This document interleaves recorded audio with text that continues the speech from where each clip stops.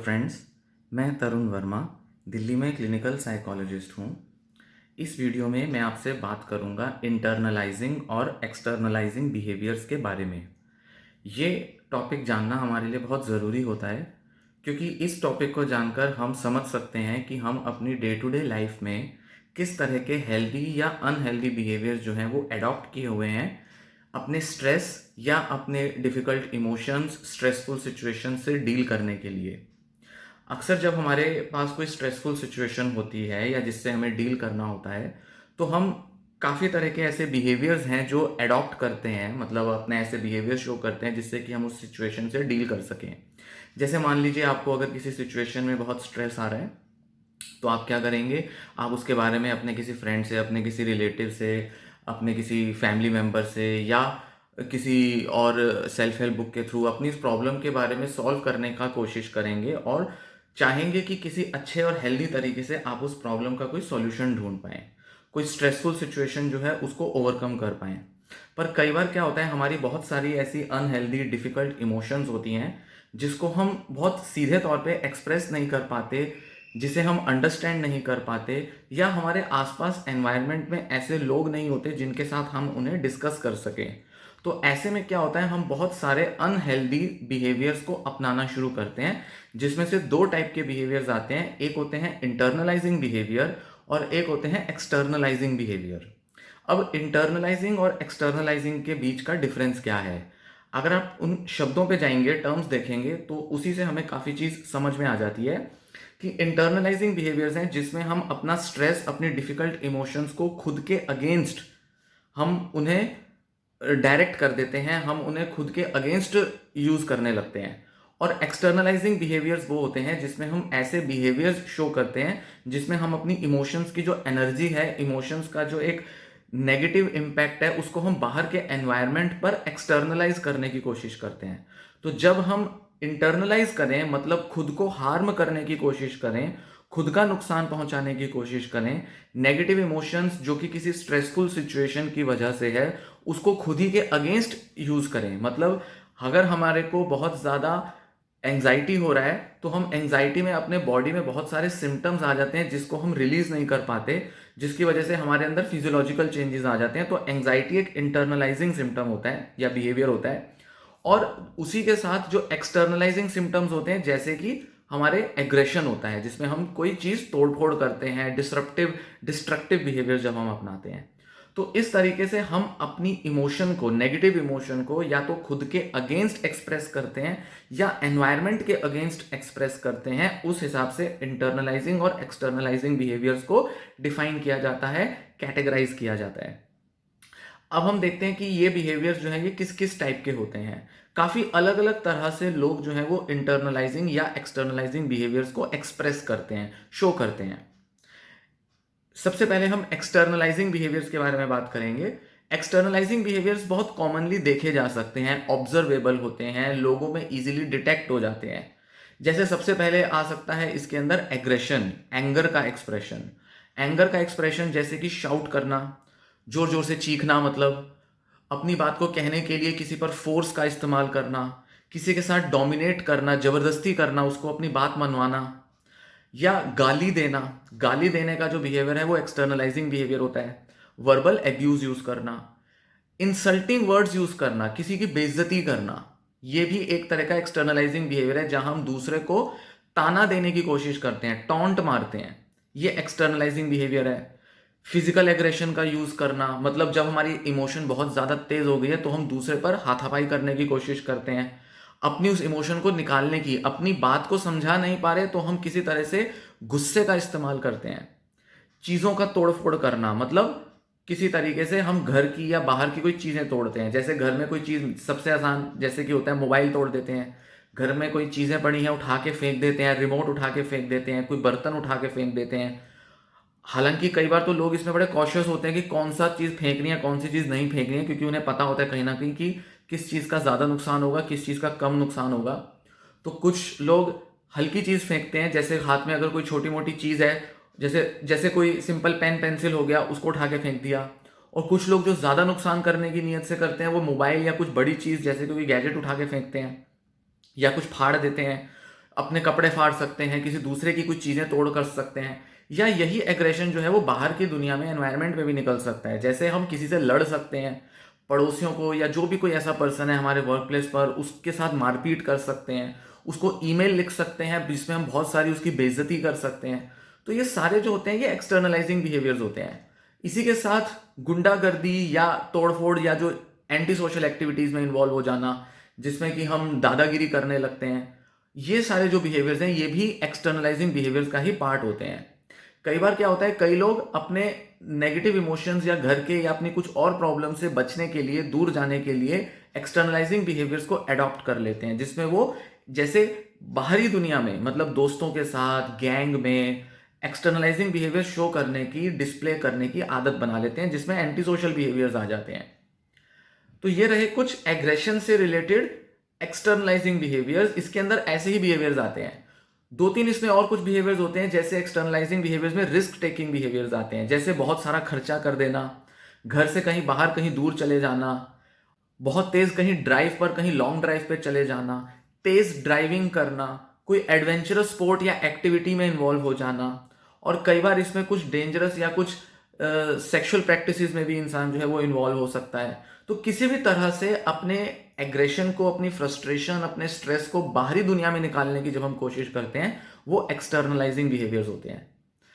तो ये रहे कुछ ऐसे बिहेवियर्स। अब हम बात करेंगे इंटरनलाइजिंग बिहेवियर्स के बारे में, जो हम अपने ऊपर इंटरनलाइज करते हैं। सबसे पहले आ जाएगा इसके अंदर एंग्जाइटी। हमारे को स्ट्रेस होता है, एंग्जाइटी होता है, तो क्या होगा, हमारे बॉडी में बहुत सारे सिम्टम्स आने शुरू हो जाएंगे, जैसे हार्ट बीट का तेज होना, सर दर्द हो जाना, घबराहट महसूस होना, ब्रेथलेस, या हमारे को बहुत मुंह सूखना या गला सूखने जैसा महसूस होना। फिजिकल सिम्टम्स आते हैं, किसी बॉडी के पार्ट में दर्द होना, जैसे पेट दर्द होना, गैस्ट्रिक प्रॉब्लम्स होना, या कुछ इस तरीके की पेन रिलेटेड फैटीग जैसी प्रॉब्लम्स होना, जो कि एंग्जाइटी में बहुत कॉमनली देखने में आती हैं। घबराहट चिंता से रिलेटेड होती हैं, टेंशन लेना, वरी करना, बहुत ज़्यादा सोचना, ये सारी इंटरनलाइजिंग प्रॉब्लम्स हैं। दूसरा इसके अंदर बिहेवियर आता है कॉमन, वो होता है डिप्रेशन। डिप्रेस्ड फील करना भी इंटरनलाइजिंग बिहेवियर है। जब हम बाहरी दुनिया में अपनी इमोशंस एक्सप्रेस नहीं कर पाते, स्ट्रेस को रिजॉल्व नहीं कर पाते, अपनी फीलिंग्स को एक्सप्रेस नहीं कर पाते, तो हम अंदर ही अंदर उन फीलिंग्स को दबा लेते हैं, या ये कहें कि अपनी फीलिंग्स को अंदर ही अंदर दबाकर घुटते रहते हैं, ट्रैप्ड फील करते हैं, सप्रेस्ड फील करते हैं। कई वजहों से हम अपनी इमोशंस एक्सप्रेस नहीं करते। कुछ लोगों का पर्सनैलिटी ट्रेट भी ऐसा होता है। तो ऐसे में क्या होता है, हमारे अंदर हमारी फीलिंग्स दबी रह जाती हैं और हम उदास हो जाते हैं, नेगेटिव सोचने लगते हैं, हम अपने को वर्थलेस मानने लगते हैं, या बहुत ही हम अपने फ्यूचर को बहुत होपलेस देखने लगते हैं। कॉन्फिडेंस हमारा बहुत ज़्यादा डाउन हो जाता है। साथ ही साथ इसके अलावा कुछ और इंटरनलाइजिंग बिहेवियर्स आते हैं, जैसे सोशल विड्रॉल हो जाता है। हम लोगों के साथ मिलना जुलना, बात करना बंद कर देते हैं। हम फ्रेंड्स के साथ इंटरेक्शन करते थे, वो बंद कर देते हैं, या कुछ हॉबीज़ होती थी जिसमें हम इंटरेस्ट लेते थे, वो बंद कर देते हैं। घर वालों के साथ भी इंटरेक्ट करना हम बंद कर देते हैं। तो सोशल विड्रॉल होना शुरू हो जाता है। इसके अलावा हमारा इंटरेस्ट खत्म हो जाता है, या हम बहुत सारी एक्टिविटीज़ या जो अपने गोल्स हैं जिनको हम पूरा करना चाहते थे, उनको कैंसल आउट कर देते हैं। बाहर कहीं प्लान बन रहे थे फ्रेंड्स के साथ जाने के, फैमिली के साथ जाने के, वो प्लान्स हम कैंसिल करने लगते हैं। तो काफ़ी सारी ऐसी एक्टिविटीज़ जो ऑनगोइंग एक्टिविटीज़ थी वो हम रोक देते हैं। इसी के साथ स्लीप डिस्टर्बेंस आनी शुरू हो जाती है। ये इंसोम्निया वाली प्रॉब्लम्स भी इंटरनलाइजिंग बिहेवियर्स होते हैं। या हाइपरसोम्निया, जब हम बहुत ज़्यादा सोना शुरू कर देते हैं। ओवर स्लीप करना भी इंटरनलाइजिंग बिहेवियर है। हमारा जो खाना पीना है, डाइट, हमारी जो एपेटाइट है, वो बहुत अनरेगुलेटेड हो जाती है। या तो हम बहुत ज़्यादा खाने लगते हैं या बहुत कम खाते हैं, ये भी इंटरनलाइजिंग बिहेवियर होते हैं। बहुत सारे लोग जिनके अंदर बहुत पर्सनैलिटी स्ट्रगल होती है, पर्सनैलिटी डिसऑर्डर्स होते हैं, खासकर कि बहुत ज़्यादा उनके अंदर मूड स्विंग्स और मूड फ्लक्चुएशंस होती हैं, मतलब मूड रेगुलेशन प्रॉब्लम्स होती हैं। उनके अंदर ये भूख के, खाने पीने के और नींद से रिलेटेड सिम्टम्स बहुत ज़्यादा कॉमनली पाए जाते हैं। तो अक्सर देखा जाता है वो लोग खाना कम खाते हैं, या किसी भी तरह से उनका इंटरेस्ट जो होता है वो खाने पीने की तरफ कम होता है। वो बाहर गैदरिंग में भी जाते हैं तो बहुत थोड़ा सा खाते हैं। उनकी पसंद की जो डिशेज होती हैं वो भी बड़ी थोड़ी सी होती हैं। वो ज़्यादातर चीज़ें खाना पसंद नहीं करते। तो ये सारे बिहेवियर्स जो किसी बच्चे ने अपनी एडल्टहुड तक जो डेवलप कर रखे हैं, आपके आसपास कोई एडल्ट हो सकता है, कोई फैमिली में कोई बच्चा हो सकता है, या आप खुद हो सकते हैं। अगर इस तरह के आपके इंटरेस्ट हैं, मतलब इस तरीके की आपकी एक्टिविटीज़ हैं कि आप कम खाते हैं, कम इंटरेक्शन पसंद करते हैं, कम लोगों के साथ बात करना या उनके साथ टाइम स्पेंड करना पसंद करते हैं, हॉबीज़ आपकी जो है वो बहुत कम है, तो ये सारे इंटरनलाइजिंग बिहेवियर्स होते हैं जो कभी ना कभी आपने या आपके आसपास किसी व्यक्ति ने अपने लाइफ में स्ट्रेसेस से डील करने में डेवलप कर लिए हैं। एक और जो बहुत कॉमन इंटरनलाइजिंग बिहेवियर देखने में आता है वो आता है सोमेटाइजेशन, मतलब सोमेटिक कंप्लेंट्स होना।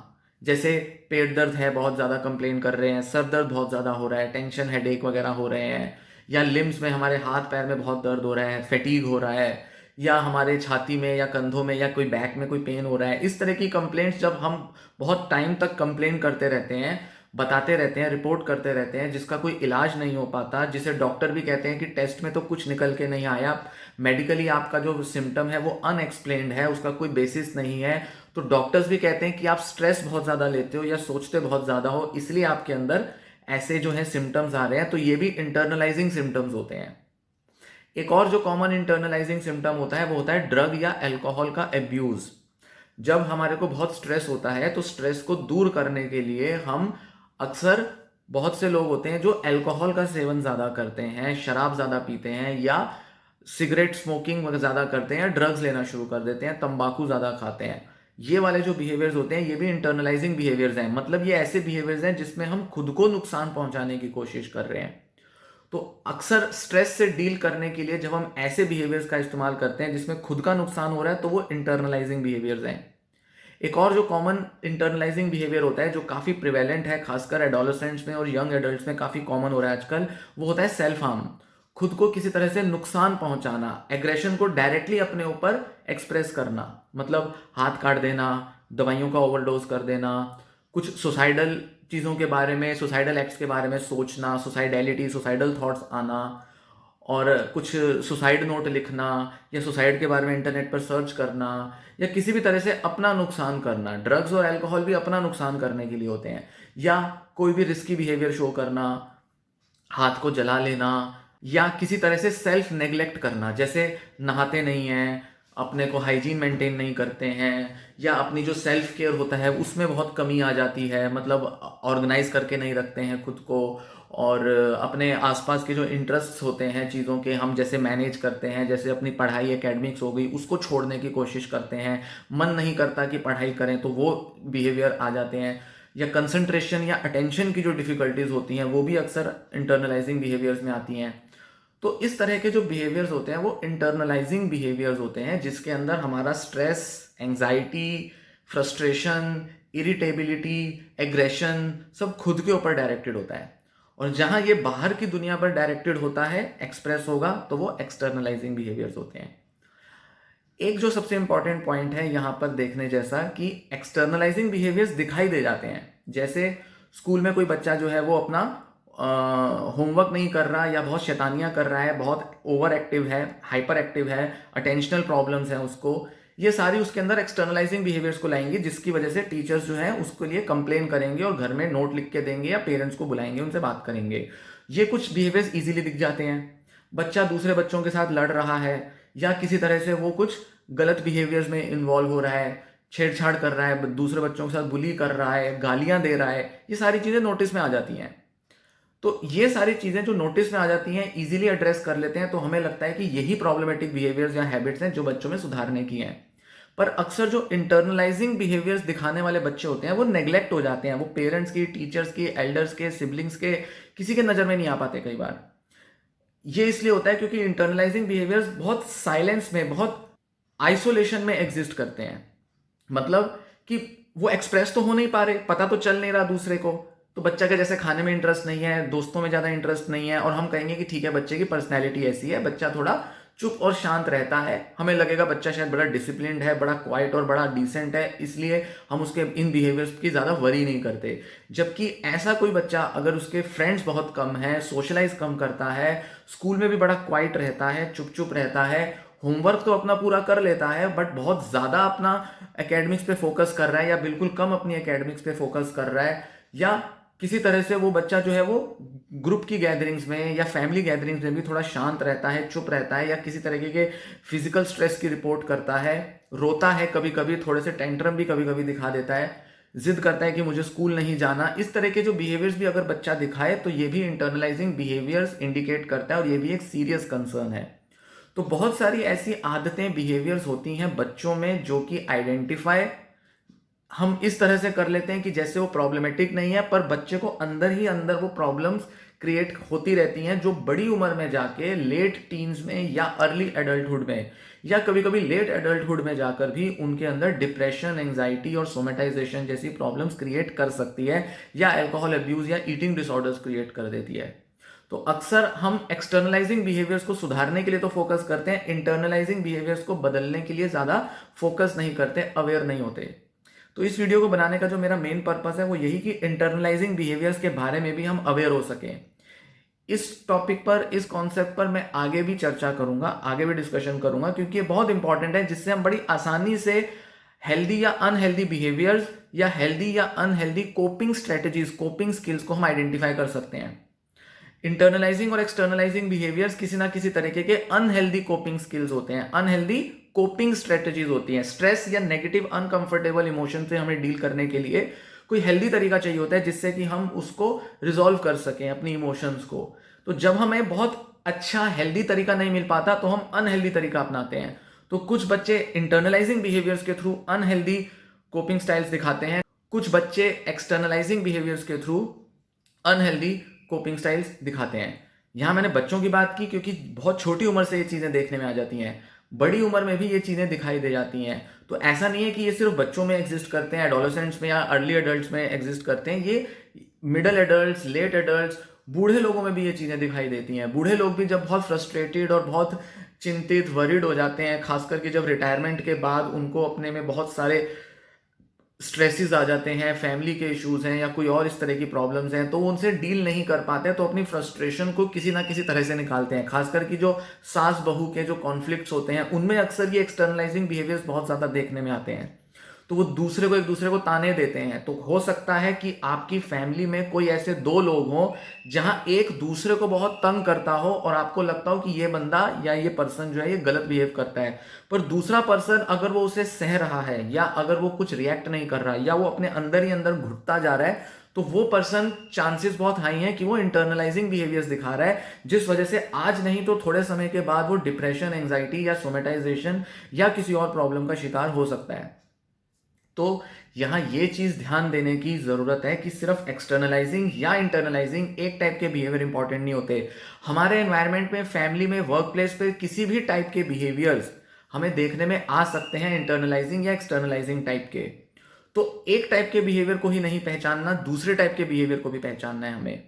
बुलिंग जो होती है, बुली करना मतलब चिढ़ाना, स्कूल के अंदर किसी एक बच्चे को टारगेट करके या वर्क प्लेस पर, कॉलेज में एक इंडिविजुअल को टारगेट करके जब बड़े सारे लोग उसे तंग करते हैं, परेशान करते हैं, उसका मजाक बनाते हैं, ऑनलाइन या ऑफलाइन साइबर बुलिंग या दूसरे फिजिकल टाइप की बुलिंग करते हैं, तो उस केस में जो बच्चा या पर्सन, इंडिविजुअल जिसकी बुलिंग हो रही है वो अक्सर इंटरनलाइजिंग बिहेवियर शो करता है। तो बुली करने वाला एक्सटर्नलाइजिंग है और बुली होने वाला बच्चा या इंडिविजुअल इंटरनलाइजिंग बिहेवियर शो करने लगता है। तो वो अपना सेल्फ हार्म कर सकता है, वो फ्रस्ट्रेट हो सकता है, वो स्कूल जाना छोड़ सकता है, वो कोर्स तक छोड़ सकता है अपना। बहुत सारे बच्चे जिनसे मैं मिलता हूं, जो एडोलेसेंट्स हैं, जिन्होंने स्कूलिंग या कॉलेज की लाइफ एजुकेशन छोड़ दी सिर्फ इसलिए क्योंकि उनको बुली किया जाता था, और वो एक्सटर्नलाइजिंग बिहेवियर्स एडॉप्ट ना करके इंटरनलाइजिंग बिहेवियर्स की वजह से स्कूल छोड़ देते हैं, या स्कूल जाते हैं बट घर से तो स्कूल के लिए निकलते हैं बट स्कूल ना जाकर वो कहीं और चले जाते हैं। ये सारे बिहेवियर जो है कहीं ना कहीं इंटरनलाइजिंग या एक्सटर्नलाइजिंग जैसे भी टाइप के बिहेवियर हैं। स्कूल ना जाके कहीं और चले जाना, मूवी देखने या कहीं बैठ जाना, ये एक्सटर्नलाइजिंग बिहेवियर आएगा। बच्चे ने घर से तो निकल लिया बट बाहर जाके उसने कुछ मस्ती वस्ती करके इधर उधर टाइम स्पेंड करके निकाल दिया।